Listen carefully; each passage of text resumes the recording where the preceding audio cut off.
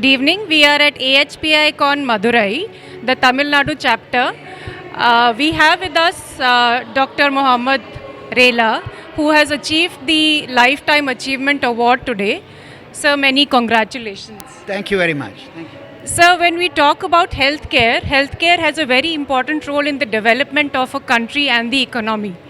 What role does healthcare has in the development of India, and what future do you see?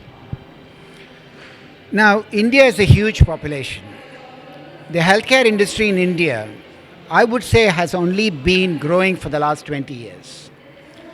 20 years ago, most of the service providers were government providers and very few private sector was involved. Now, but the government sector has been very slow to grow, to provide for the whole of the population. So the government itself relies on the private sector for provision of services. And the private sector has had the advantage of investment in a big way in terms of equipment, in terms of cancer care, in terms of transplantation. Now that India has progressed so much in healthcare, I mean, I do liver transplantation. I worked in the UK for almost 20 years before I moved here. I was a professor of liver surgery at King's College Hospital in London. And when I moved here about 12, 13 years ago, liver transplantation was not done at all in India. And the outcome of the ones done very rarely was very poor. The public confidence in such high-end surgery was not very good. Today, in the last 10 years, medicine has evolved so much in India, to some extent in the public sector and to a great extent in the private sector.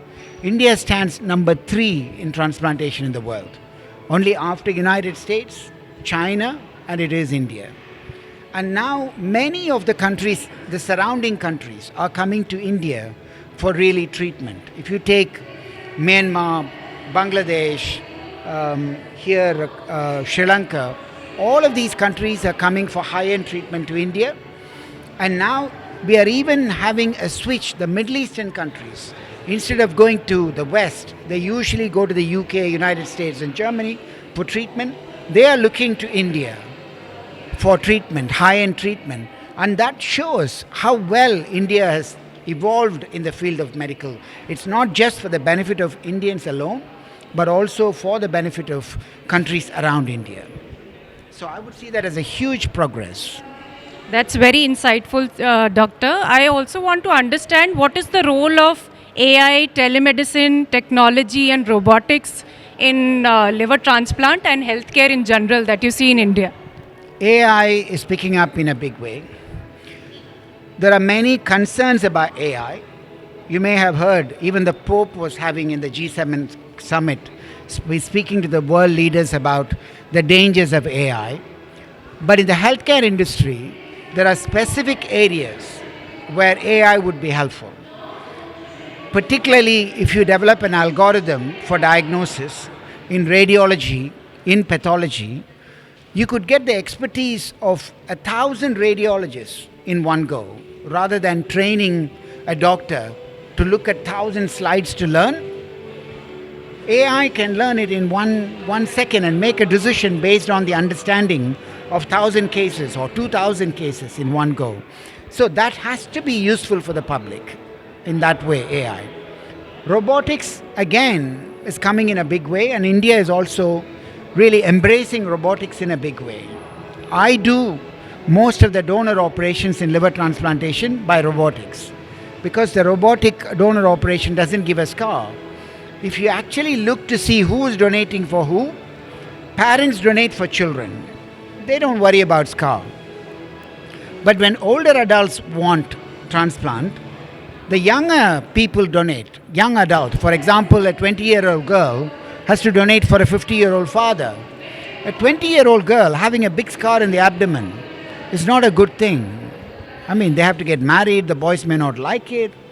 So robotics and minimally invasive surgery is helping a huge amount in really developing this sort of operations and for making it more acceptable for people. And I think robotic surgery is going to be the future of abdominal surgery.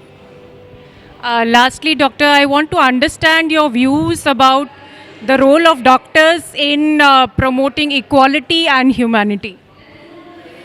I think humanity, equality are very important. Ethical way of treating patients probably is the most important way.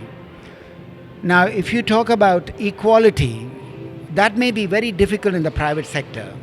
So, if somebody is not able to afford treatment, I think the funding should come from the government.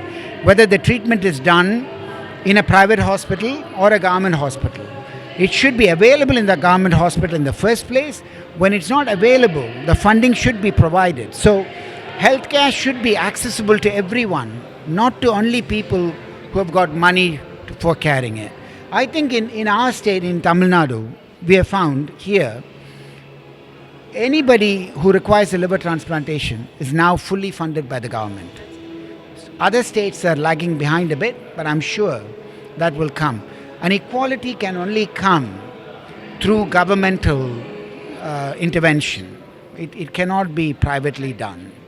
But as long as these hospitals can provide ethical practice to everyone, not just thinking about the money, that is the most important thing, and that's the most important point for the private sector, that the work has to be ethical.